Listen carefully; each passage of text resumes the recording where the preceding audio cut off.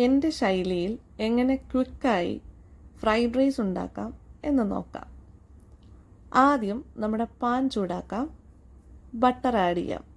ശേഷം സോൾട്ടും പെപ്പറും ഇട്ട് ബീറ്റ് ചെയ്ത മുട്ട സ്ക്രാമ്പിൾ ചെയ്തെടുക്കാം. പിന്നാലെ ഫ്രോസൺ വെജീസ് വാങ്ങാൻ കിട്ടാറുണ്ട്, അതും കൂടെ ഇതിനോട്ട് ആഡ് ചെയ്ത് കൊടുക്കാം. ഹൈ ഫ്ലെയിമിൽ തന്നെ സ്റ്റിർ ചെയ്തെടുക്കണം എല്ലാം.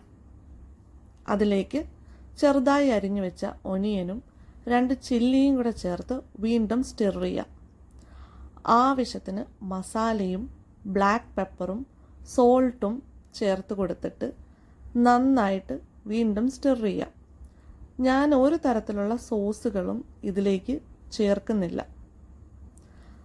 നന്നായിട്ട് സ്റ്റിർ ചെയ്തതിന് ശേഷം ഇതിലേക്ക് നമുക്ക് ഫ്രൈഡ് റൈസിന് ആവശ്യമായിട്ടുള്ള പ്രീ കുക്ക് ചെയ്ത റൈസും ആഡ് ചെയ്ത് കൊടുക്കാം.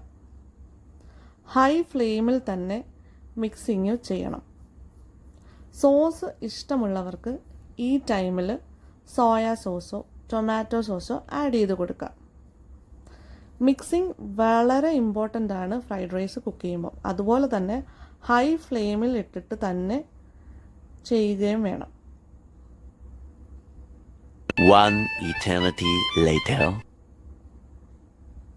ഞാൻ പറഞ്ഞതുപോലെ തന്നെ മിക്സിങ് ഈസ് വെരി ഇമ്പോർട്ടൻറ്റ്.